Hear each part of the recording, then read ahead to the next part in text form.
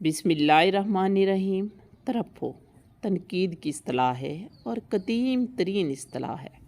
لونجینس نے ترفع کی اصطلاح کو استعمال کیا 2 صدی عیسوی میں۔ ترفع سے مراد کسی فن پارے کی وہ خوبی ہے جس کے باعث اس کا اسلوب عام سطح سے بلند ہو کر خاص امتیاز کا حامل ہو جاتا ہے۔ یعنی جو فن پارہ یا ادب پارہ ترفع کی خاصیت رکھے گا اسے پڑھ کر قاری وہی حظ اور لطف محسوس کرے گا جو لکھنے والے نے لکھتے وقت محسوس کیا تھا۔ اگلی اصطلاح ہے تصرف۔ تصرف شعری اصطلاح ہے۔ اس سے مراد ہوتا ہے دخل دینا، اختیار دینا، قبضہ دینا۔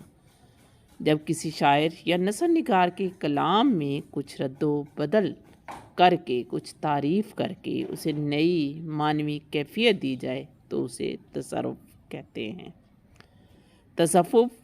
تصوف روحانیت کی اصطلاح ہے۔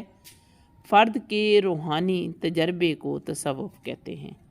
تصوف کے بارے میں یہ کہا جاتا ہے کہ صاحب حال یا صاحب کشف کے تجربے میں آتا ہے تصوف۔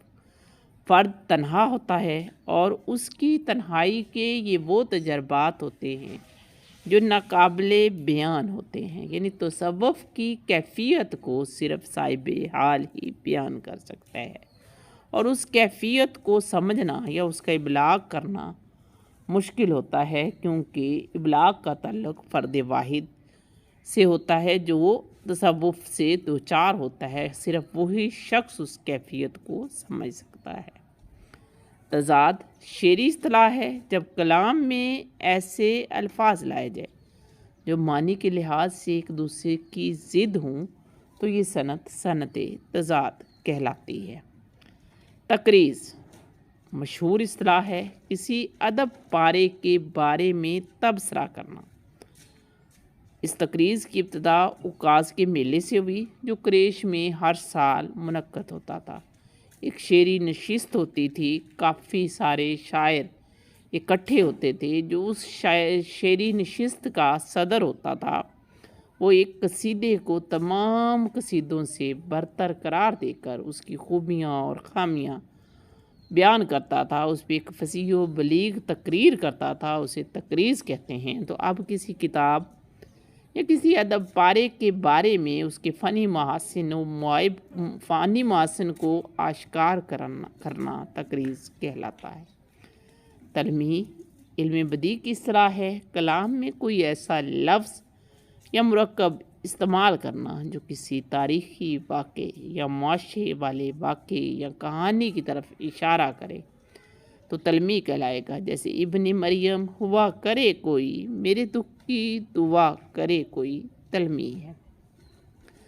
تنقید کسی فن پارے کے فنی محسن کو معیارات فن یعنی جو تنقید کے اصول ہیں اس کے مطابق پرکھنا، جانچ پڑتال کرنا اور اندرونی حاسبہ جمال کی مدد سے اس کی قدر و قیمت کو متعین کرنا تنقید کہلاتا ہے۔